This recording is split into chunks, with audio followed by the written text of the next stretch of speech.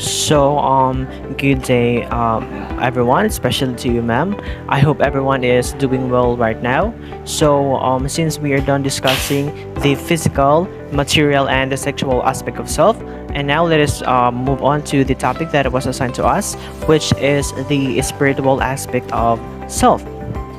So, before we move on to the main topic itself, let us first try to analyze the objectives. First, explain the practice of religion and the belief in the supernatural. Second, examine the different concepts of soul and the importance of rituals. And lastly, evaluate the varying views about the meaning of life. So if you happen to remember that a song in the Holy Eucharist tells us about our origin. It says, Diyos ang pinagmulan, kung di ako umibig, kung di ko mabigyang halaga ang buhay kong handog, ang buhay kong hiram sa Diyos, kung hindi ako nagmahal, sino ako? This Christian song tells us that humans come from God and their purpose for existence is to live. But the song ended with the question, Sino ako? Or in English, who am I?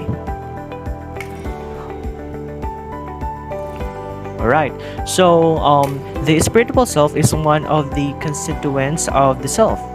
The spiritual self is the best manifested in one's ability to use moral sensibility and conscience may be seen through the expressions of religion and its beliefs and practices.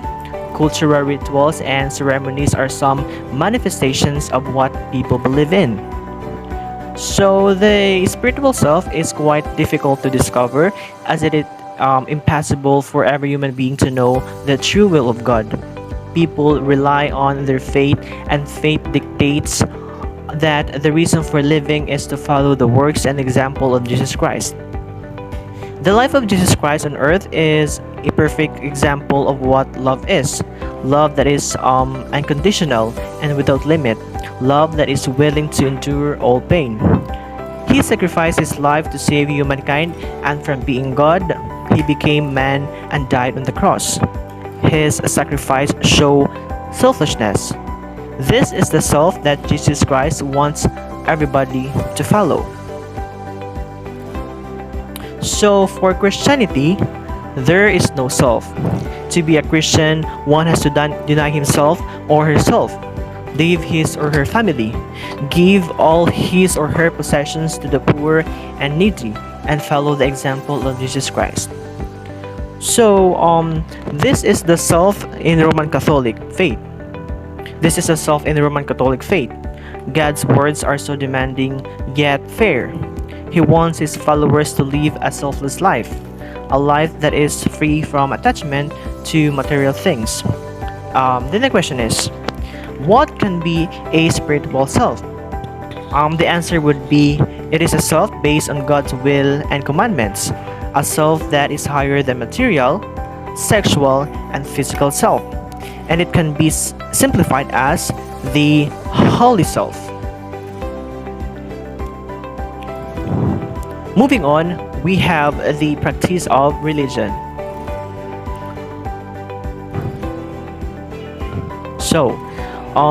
Does God really exist? From the point of view of an atheist, he does not exist. God is dead and God is irrelevant. However, using reason and logic, one may be convinced that he really exists by answering such questions as, first, why does it seem like everything in the universe is perfect? Why are distances between the sun, the moon, and earth very exact? Or why does the human body seem to be perfectly designed from the brain up to the bones, blood, and internal organs? With these questions, there has to be an architect who constructed and designed all these things in the universe. These suppositions leads people to the idea of a god or a supreme being.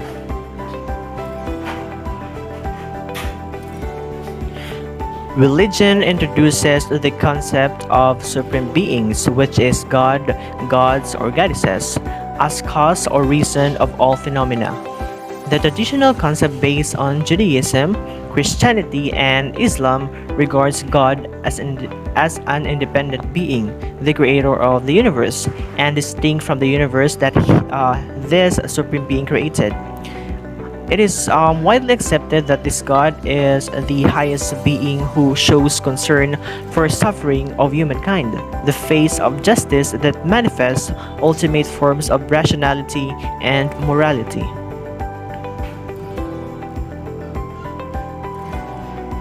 All agree that this supreme being is omnipotent, or meaning all powerful, or omniscient, all knowing, and omnipresent, everyone at once.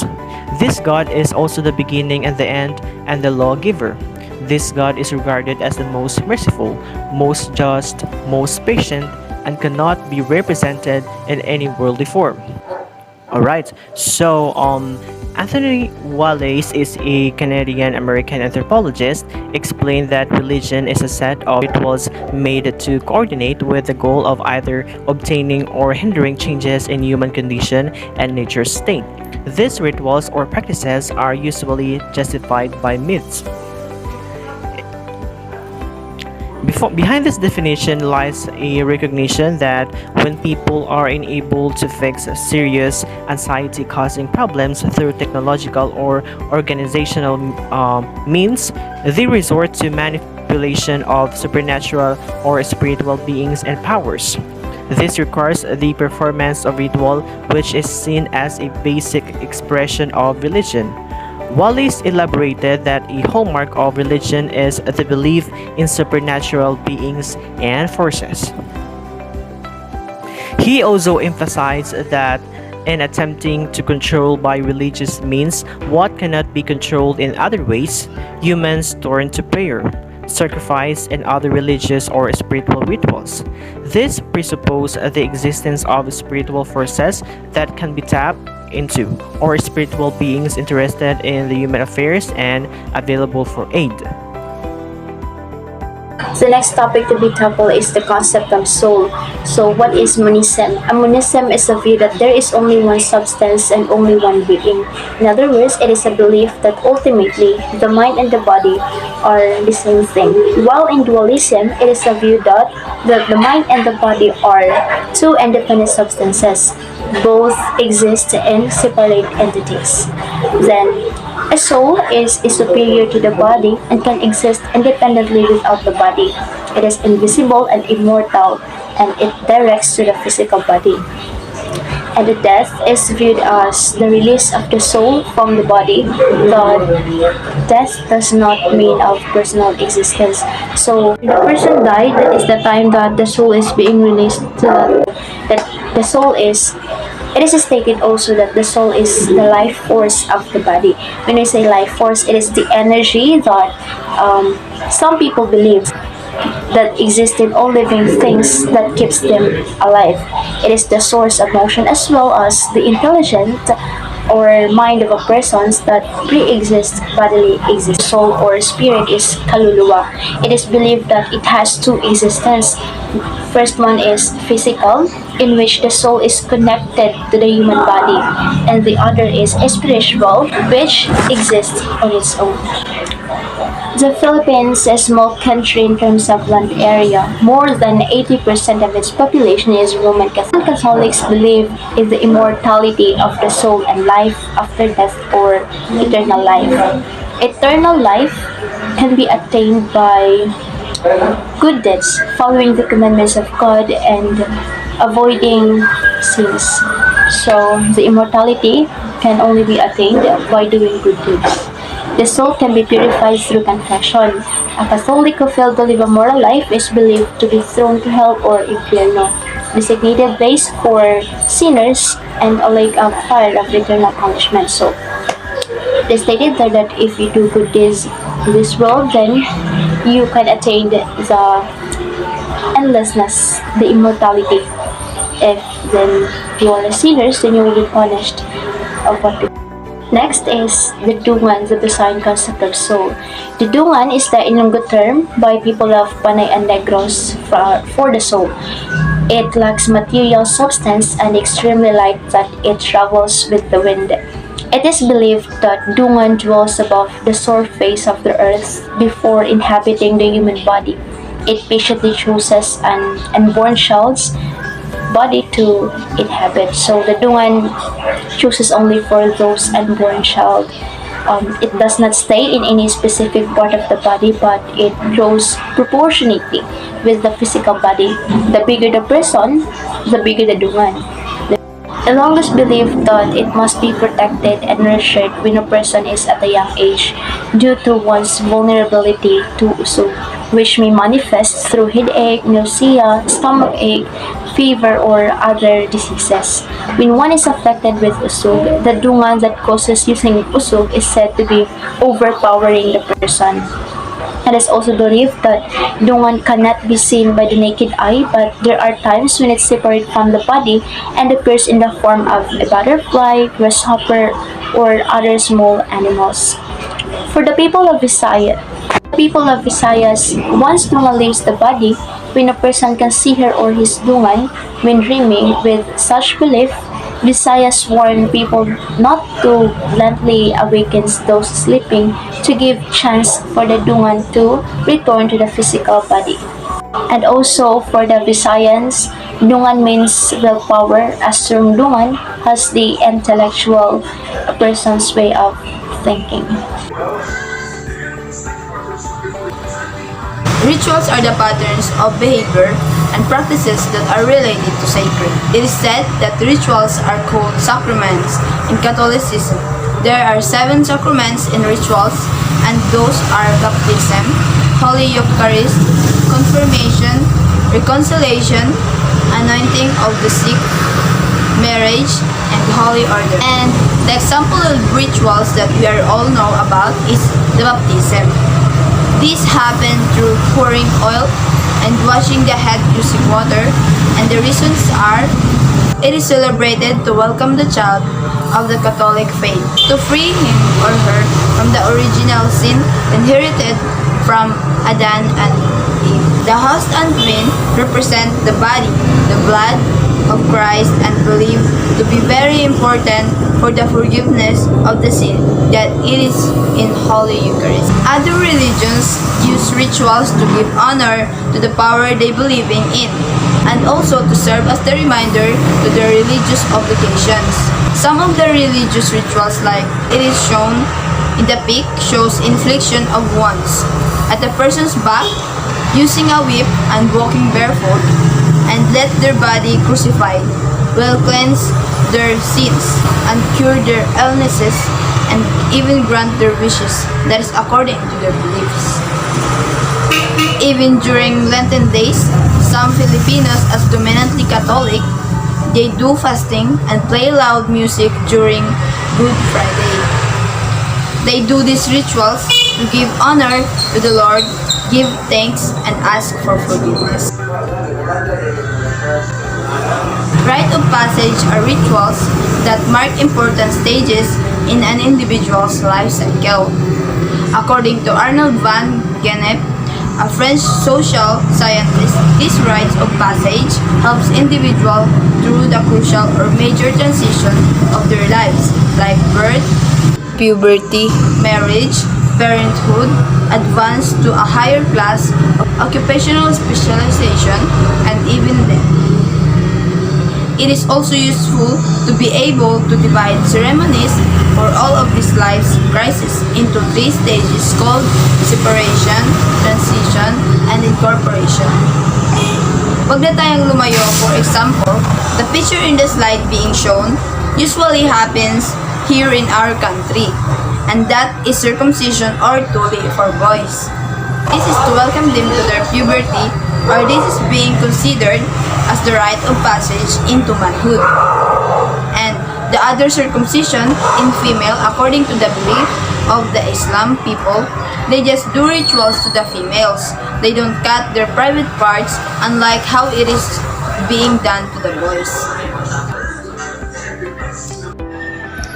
Hello everyone, my name is Glenn Tan, and I was assigned to task about magic and witchcraft.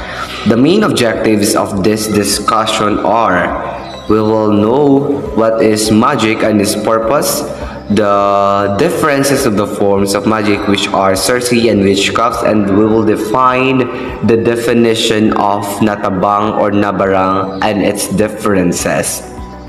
So let's start. Anthropologists call the practice of compelling the supernatural forces to work or behave in a specific way as magic. According to Frankel and Stein, 2005, spoken words or spell and objects are key components of magic. Magic may involve manipulation of the supernatural for good or for evil purposes. Magical rituals are usually performed to ensure production of good crops, the replenishment of game, the fertility of domestic animals, and the prevention and cure of illnesses. I have an example here is the replenishment of game. During our squad days, we apply magical rituals. We are our coach from Southern Leyte taught us some handshaking rituals and strong prayers. They told us that the main purpose of that magical rituals are to guide us, to give us a good game, and also to improve our mental stability and avoid us from any distractions outside. So far, we were able to snatch a third spot out of 11 university competing. And I can say that the ritual is so effective so far. And that is my example in this topic. The next objective is discussing the differences of the two main forms of magic, which are sorcery and witchcraft. According to the reading that I have read, that these practices are attempts to invoke the spirits to inflict harms against people. Although often used interchangeably, they are also distinguished from one another. Sorcery makes use of materials, of objects, and medicines to invoke supernatural malevolence, while witchcraft may accomplish the same ills by means of thought and emotion alone. Like for example, sa among barangay nga nagsikat gani siya nga issue like naay suspected mambabarang sa housing, ibaw sa housing, but wala mi kabaw o kinsa to exactly iyang name, but kabaw mi sa iyang face. Suspected lang siya nga mambabarang kay gikan daw siya sa palayan, tapos na daw siya na biktima nga to, tapos gipahawa siya nga to, ning transfer siya another barangay kay nahalok ang mga tao sa iya, tapos transfer siya lang barangay, tapos na po siya na biktima daw to nga tao nga iya kuno-kunong gibarang through the use of dolls. And after ananing balik na po siya sa mga barangay, gipasuboy nga mo siya nga nang barang daw kuno og bata nga kanang nakita jud sa mga tawo nga nang rumo ang bata kay ilaman tong silingan dool sa housing. And damo kayog tao nga nagreklamo nga dapat daw kuno ipahawa siya sa among barangay kay basid daw kuno na napuli siya mabiktima nga lain. That is my example for this case. So, damo jud mahadlok sa mga sorcerers and witches kay kisa mo mahadlok anang barangon ka nga wala ka baong sa rason silang pagbarang sa imuha. So, let's continue sa discussion. According to Amber and Amber 2011 nga kanang ang sorcerers or sorcerers use materials for their magic. Ang sorcerers prone to masabtan jud sila kay naa sila materials nga will serve as evidence if naay mo reklamo sa ilaha. While ang witchcraft, there are no evidences that can be found kay wala may dili man sila maka-prove na mao ni sila ang witches diri sa particular nga lugar, and wala sila ebidensya na papakita nga sila is witch. kay ang witches wala sila'y materials nag-utilize kay nagperform sila rituals to attack a particular person. That is my interpretation to the theory of Amber and Amber 2011. And lastly, the discussion will we will discuss the definition of natabang or nabarang and its differences. In the Philippines, barang is done as an act of revenge for the wrongdoing done by the inflicted person. A victim of sorcery is called natabang or nabarang. A natabang may experience illness like stomach ache, whereas a nabarang may have a more painful and deadly experience as a swarm of insects may enter through the anus, nose, ears, and other openings of the victim's body. In short, mas grabe ang nabarang compared sa natabang.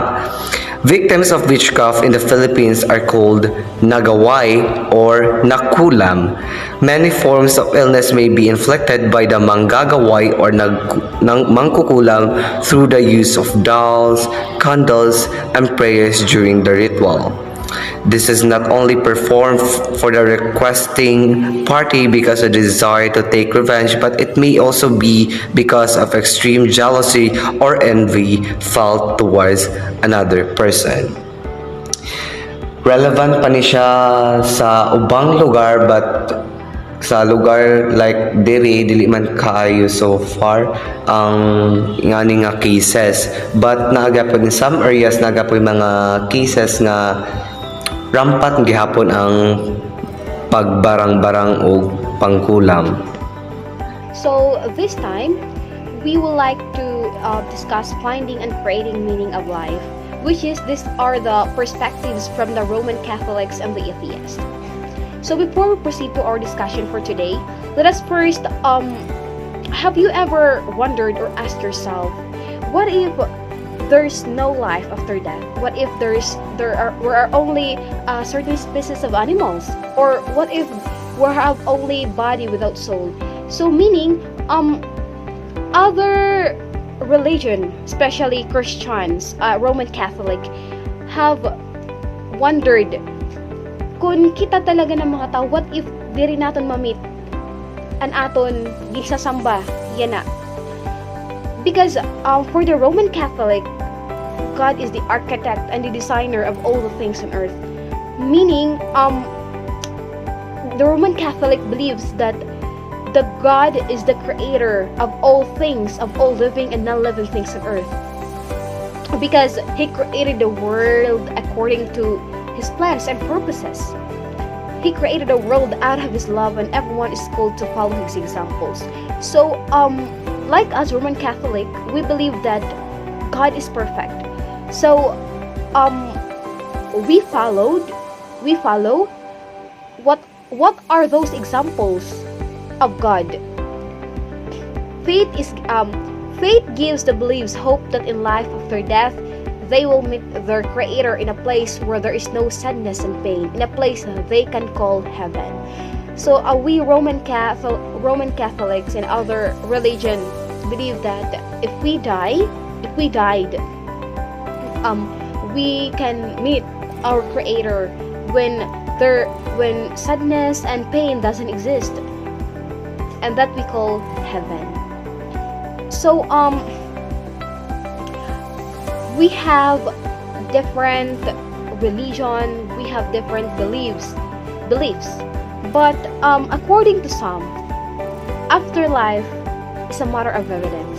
It's not a matter of evidence, it is a matter of faith.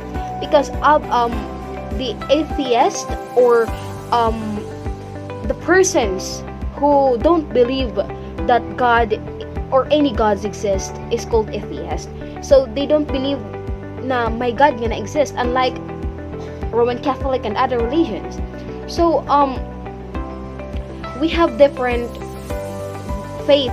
So afterlife daw kuno is not a matter of evidence. Kaya waray pa man may nakakadto, waray pa man may nakakita, waray pa may nagpatunay nga may talaga afterlife. But haaton faith, we believe that God and God and afterlife really exist. On the contrary, what if there's no life after death? Of course, sometimes, do you ask yourself, what if there's no life after death? What if usala kami na species and animals na what if pag mamatay kami, an among soul mga hayop? For the existentialist or the atheist, for them, God didn't exist. God did not exist. God is dead. There is no life after death, and life has no meaning. For us, Roman Catholic and other religion, we believe that life has its own meaning, has its malawak na life is beautiful. And the atheist said that it is the person who should create his or her own meaning of existence. To have a meaningful existence here on earth, a human being has to satisfy all of his or her bodily desires, for there is no heaven. Furthermore, existentialists assert that heaven is here on earth, and this entails the worldly things and deeds that satisfies one's senses. So for them, they believe na ang heaven daw is there na exist.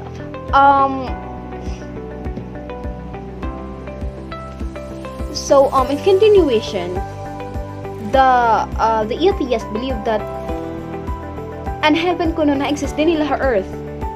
There pareha sa ato na mga Roman Catholic and other religion na we believe na makakadto kita heaven in the afterlife.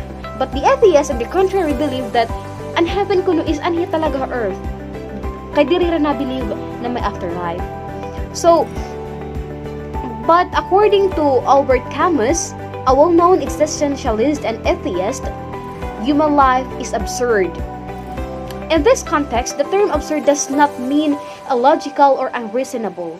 He posited that life is absurd because people are constantly looking for answers, reasons, or justification for the good and the bad things happening in the world.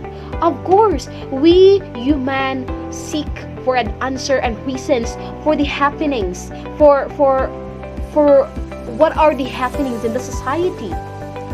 Diba kay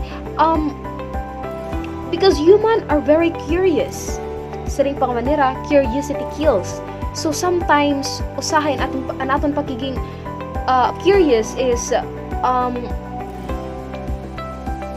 nakukuha na naton like iton diri na maupay kaysa usahay na sobra na kita. But of course, tao la kita nagsasayop, and as a human, according to Camus, we are absurd. No, we aren't, because it is normal for us human to look for an answer and reasons for everything in this world. Then we have the essence versus existence. For Plato and Aristotle, all have core elements, and without those things would not be what they are. Those elements, collectively called essence, are inherent properties that give things their defining features. For the two philosophers, all entities have substance, and the two agreed that everything has essence, including humans, and they believed that essences already exist before the time of birth. People are created to fulfill a specific purpose, and that endows them to essence of their life. This is the philosophy of essentialism. Jean-Paul Sartre, on the contrary, argued that existence precedes essence. Under this claim, human beings are not defined by any predetermined properties or essences. For Sartre, man is nothing else but that which he makes of himself, or that which he makes of himself. So it means that we create ourselves by our own free choices. We are nothing except what we make of ourselves through our actions. We must choose and act freely from every situation we are in. Everything we do is a result of being free because we have choice. For Sartre, the view of most existentialists What matters is how and what one does with life at this moment, and what will happen to him or her after death. For there is no reward for good deeds coming from God. This is the philosophy of existentialism. Existentialism tries to invalidate the concept of God created humans and the entire universe for specific purposes. For a specific purpose. For adherents of theistic existentialism, the existence of God is possible, but God does not determine the meaning of life or existence of His creations. Good day everyone, I'm Kristen Toledo and I will be reporting the Man's Search for Meaning. So, A Man's Search for Meaning is a book was written by Viktor Frankl. It is a 1946 book by Viktor Frankl chronicling his experiences as a prisoner in Nazi concentrations during World War II and describing his psychotherapeutic method, which involved identifying a purpose in life to feel positive about and then immersively imagining that outcome. So, Viktor Frankl was a neurologist who developed logotherapy. So, what is logotherapy? A logotherapy is based on a guided principle that the primary motivational force of every individual is to find meaning in life. Logotherapy is a therapeutic approach that helps people find personal meaning in life. It's a form of psychotherapy that is focused in the future on our ability to endure hardship and suffering through a search for purpose. So, a logotherapy has three basic principles. Number one is life has meaning under all circumstances, even the most miserable ones. It means that even when situation seems objectively terrible, there is a higher level of order that involves meaning. Humans have a will to meaning. So, and number two is the impetus to live is one's will to discover meaning of life. A meaningful life is important because it gives you a deeper purpose and quite literally something to live for. If your life is devoid of meaning, then it can be hard to drag yourself out of bed in the morning, right? Because there is nothing fulfilling to do in your day. Number three is humans are free to discover meaning in everything they do, in what they experience, or at least the decisions they make when faced with immutable suffering. So, every one of us has a right to discover meaning in life, to discover what our purpose, because we have different purpose. God put us in this world with different purpose, with different path. So, according to Viktor Frankl, there are three ways to discover the meaning of life. Number one is to do an action. So, that is the greatest thing you can do because God gave you that. When you share that thing with others, of course, you can say with yourself, oh my God, this is a meaning of life. Is to share your blessings because that blessings that yours is just all that thing is came from above. So some people tend to give something because they think it is the purpose of life. It is the purpose of their life is to share the blessings. Number two is having a personal experiences and interpersonal interaction. So interpersonal relationships are important for you, for your overall physical and emotional happiness, of course. Relationship help loneliness and also giving you sense of purpose in life. So connecting with other people, having a good relationship with other people is a good thing we can do to find meaning in life. Lastly is evaluating one's attitude in the midst of suffering. So there are people that once they experience suffering, their attitudes begin to want to change. According to Viktor Frankl, to find meaning in life, you have to evaluate your attitude despite of the suffering you've experienced, right? So even though we have a lot of problems, I think it's not the reason to change with your attitudes. So stay humble, stay true with yourself because through it you can find meaning in life. So regardless of how long one lives, one's life has still meaning. So upon discovering the meaning of life, humans must deal suffering. One has to undergo a change of attitude.